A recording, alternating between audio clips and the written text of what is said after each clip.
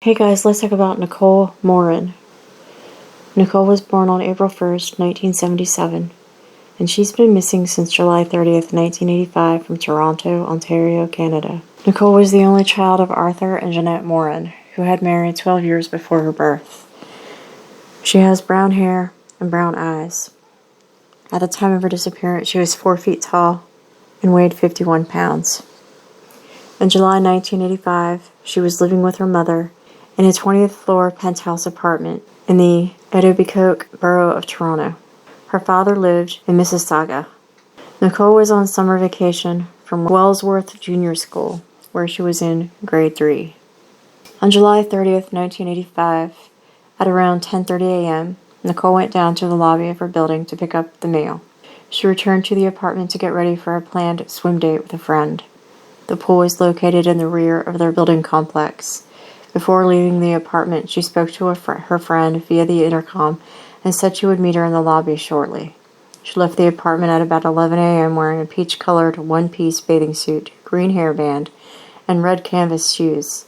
She carried a plastic bag containing a white t-shirt, green and white shorts, suntan lotion, a hairbrush, a peach-colored blanket, and a purple beach towel.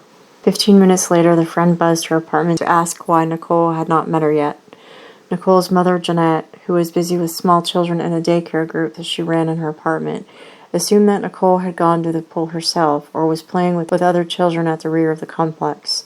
She did not call the police to report Nicole missing until about 3 p.m. The police investigation initially involved, quote, active searches and canvassing, unquote, of all the apartments in the complex. The first day, police set up roadblocks around the building and circulated vehicles with public address systems to alert neighborhood residents to the missing child's description. Knocking on every door in Nicole's 429-unit complex, police entered apartments even if no one answered the knock. After a woman who lived in the building identified Nicole from a photograph, police determined that Nicole had traveled down the elevator and entered the lobby. From there, however, no other evidence was found as to Nicole's whereabouts.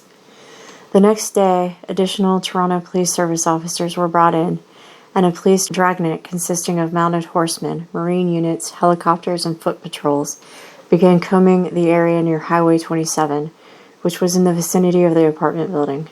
Tracking dogs were also brought in to explore the building's underground garages, utility rooms, storage units, and the sump pump rooms. A neighbor recalled seeing an unidentified blonde woman with a notebook on the floor that Nicole's apartment was located on, about 45 minutes before the disappearance. Police sought her as a possible witness, but she was never identified, nor did anyone come forward claiming to be her. More than 900 neighborhood residents joined the search. The newly formed Toronto Crime Stoppers organization took on the disappearance as its first significant case.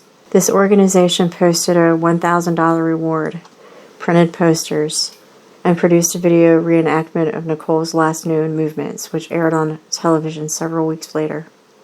The Toronto Star printed 6,000 copies of a poster showing Nicole's picture and the phone number of the Metro Toronto Police.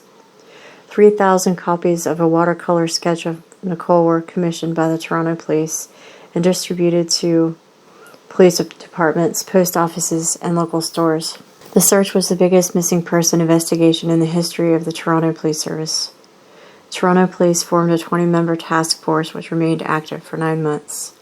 They invested $25,000 man-hours following up leads. By November, police had questioned about 6,000 individuals, including hundreds of SOs. The first year's investigation cost an estimated $1.8 million. The police also offered a $100,000 reward for Nicole's safe return, a reward that is still applicable today. Police cleared all family members and acquaintances from suspicion. An unexplained note was found in the apartment on which Nicole had written in pencil a few months earlier, quote, "I'm going to disappear," unquote. Although police discouraged it, Art Morin raised funds to hire a private investigator. He also left his job, set up an office, and searched for clues for his missing daughter in Canada and the United States. He moved back in with Jeanette after Nicole's disappearance, with the couple permanently separated in 1987. Jeanette consulted a psychic in Calgary in her own effort to locate her daughter. In 2004, researchers for a Belgian organization known as Foundation Princesses de Croix et Massimo Linsalati, announced that they had tentatively matched photographs of Nicole seen on a Canadian police website with pictures on a Dutch website that advocates for SAID children. Using biometrical analysis, the researchers claimed a strong resemblance between Nicole and a child in a P network in Zandvoort. Despite the years of investigations and thousands of leads, no physical evidence has ever been uncovered to solve the disappearance of Nicole. While the case is considered a cold case, Toronto police and missing child organizations continue to keep it in the public eye in an effort to garner fresh leads. Several video reenactments of Nicole's last movements have been produced, including a 2007 television reenactment for GTA's Most Wanted. For the 29th anniversary of the disappearance in 2014, the Toronto Police Video Unit produced a reenactment which was also screened at Mac's convenience stores throughout the province of Ontario. For the 30th anniversary of the disappearance in 2015, Toronto Police organized a 5K run called Nicole's Run. The event included a candlelight vigil. In addition to raising awareness of the case, the run collected $3,000 in donations for the Canadian Centre for Child Protection, which operates a missing child website. In 2019, on the 34th anniversary of the disappearance, the Toronto Police Missing Persons Unit released an age-enhanced picture of Nicole suggesting what she might look like in her early 40s. In 2001, Toronto Crime Stoppers disseminated an age-enhanced photograph of Nicole as a woman in her mid-20s to more than 1,000 Crime Stoppers programs in 17 countries via the internet. Child Find Ontario has also endeavored to maintain public awareness of the case by arranging for Nicole's picture, physical description, and age-enhanced photographs to appear, quote, on electric screens in Esso gas stations, billing envelopes from Rogers Cable, and the Canadian Imperial Bank of Commerce Toronto Transit Commission display screens, and on the back of transport trucks, unquote.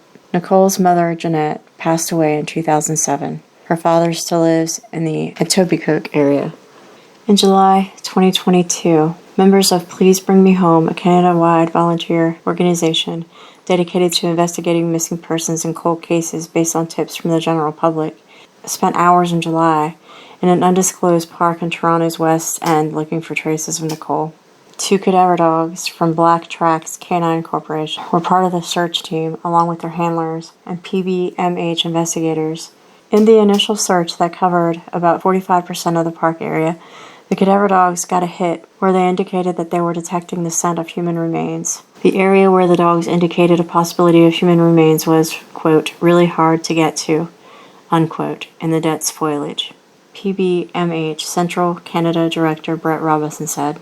What that actually means for the search for Nicole is not yet clear. The team will come back in the next few weeks to see if the dogs verify the spots as well as cover the remainder of the park for possible discovery.